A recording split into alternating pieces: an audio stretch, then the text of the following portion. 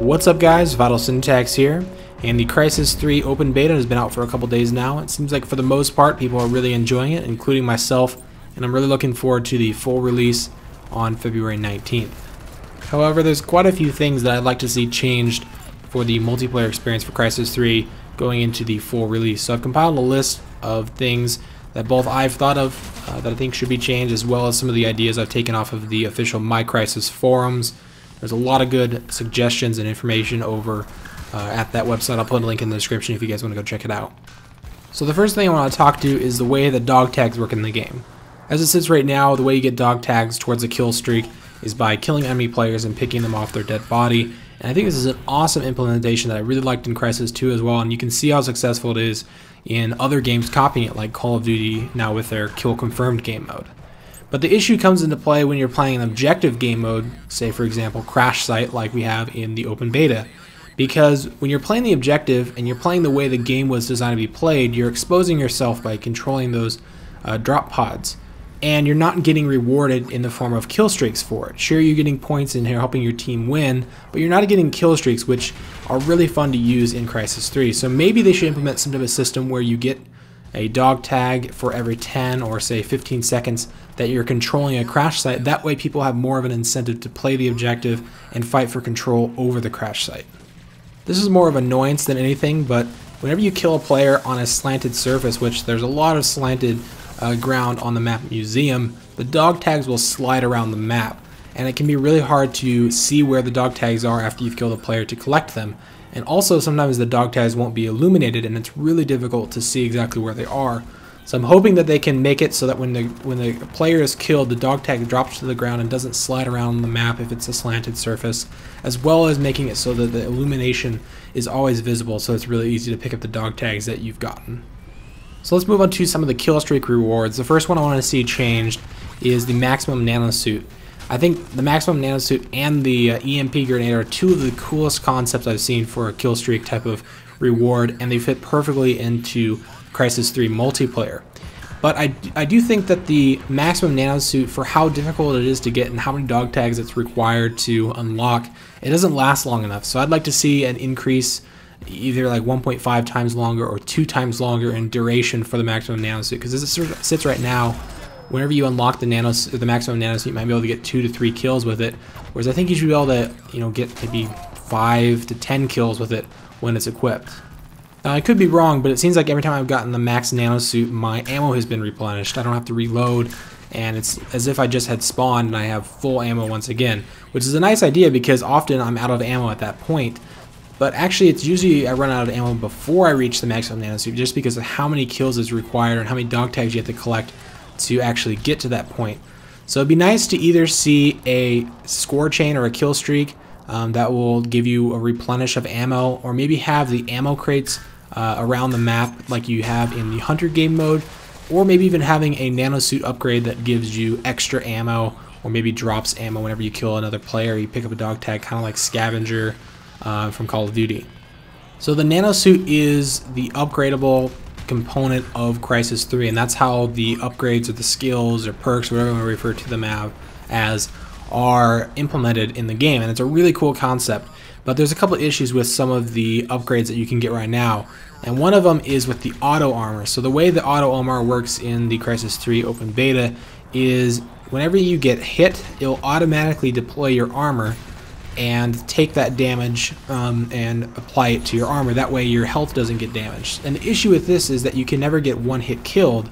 Say for example a guy shoots you with an arrow, which should be a one hit kill if you don't have armor deployed, but if you have auto armor, that damage will automatically be transferred over to your armor, and it basically makes it so that people using bow and arrows or sniper rifles or shotguns can't get one hit kills on you.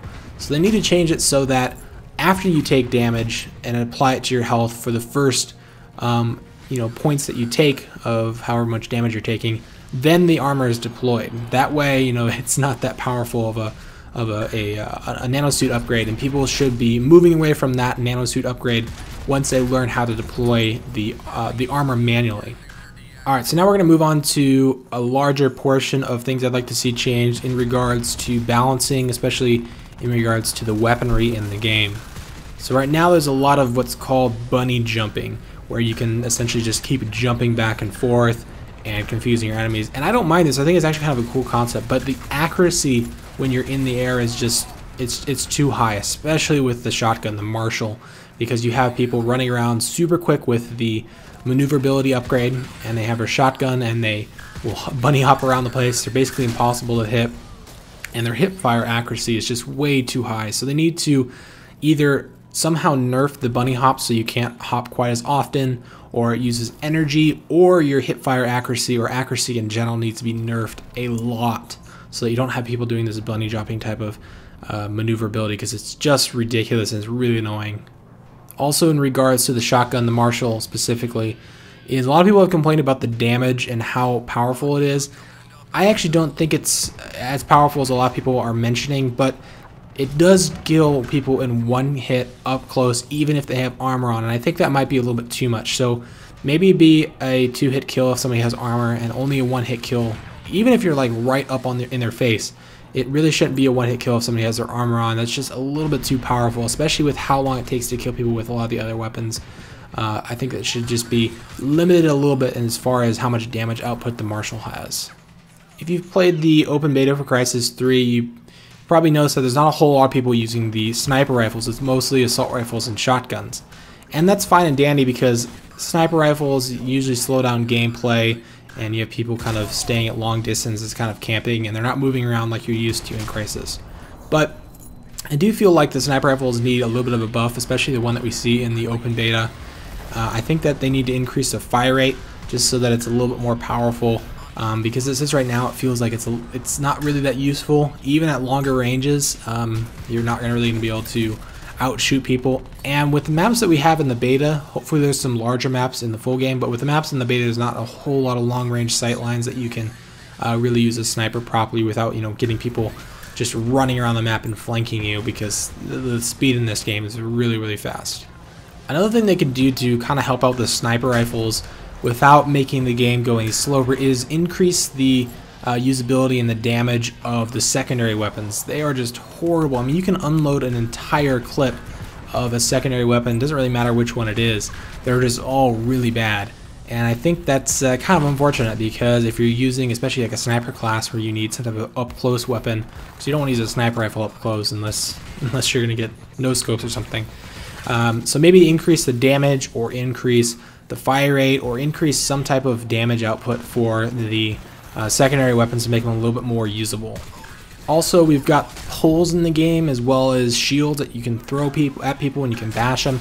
And I like this idea. It's kind of a cool way to interact with the environment, but right now they're kind of overpowered. If you have a pole, increased maneuverability, and also, you know, just running around and smashing people with it, I don't know if that's such a good idea. I think that they need to decrease the damage. I don't think you should be able to one-hit kill somebody with a pole if they have armor on. Now, if they don't have armor on, maybe that's a different story. Or if they have stealth on, that's probably fine. Same thing goes for throwing poles at people. I think that's kind of ridiculous.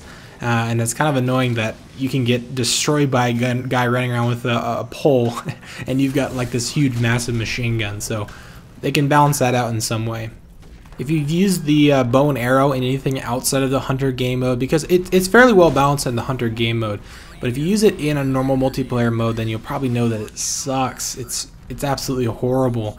So I think they either need to make it a secondary weapon, because right now it is a primary, or they need to make it replace your grenade like the rocket launcher does or the jaw does, or they need to give some type of huge buff to it by increasing the speed that you draw the arrows at, increasing the arrow damage, or increasing the speed that you move while you have the arrow drawn, because right now it's just absolutely useless. If you're trying to use a bow outside of the hunter game mode, then you're probably playing the game wrong. Another thing is, I think the melee should be nerfed in some way, shape, or form. I personally would prefer an equipable knife. That way you don't have people just running around mailing people all the time. You actually have to pull out the knife to do the assassination kill, which I really do like the assassination method that they use, where you have to be in cloak to get a takedown kill. But it seems like the melee damage is too high, the speed that you can melee is a little bit too high, maybe the range. Some way they can nerf it so it's not quite as powerful in the full game for Crysis 3. Alright, so those are all of the balancing things I'd like to see. There's probably more. Feel free to leave any down in the comments down below.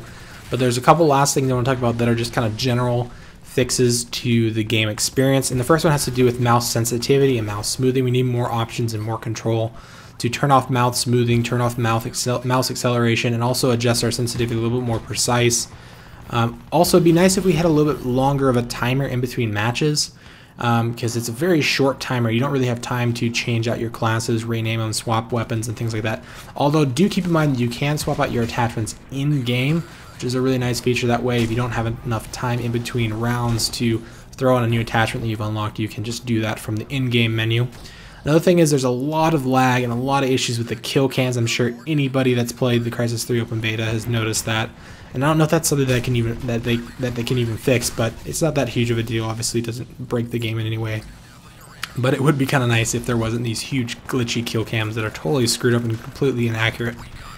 And then there's also an issue with joining games while you're in the squad. So if you have buddies that are in a game and you're in their squad, you actually can't join their game. You can join their game if you leave the squad, but that's just kind of silly. So anyway, that wraps up my list of changes that I'd like to see for the full version of Crysis 3.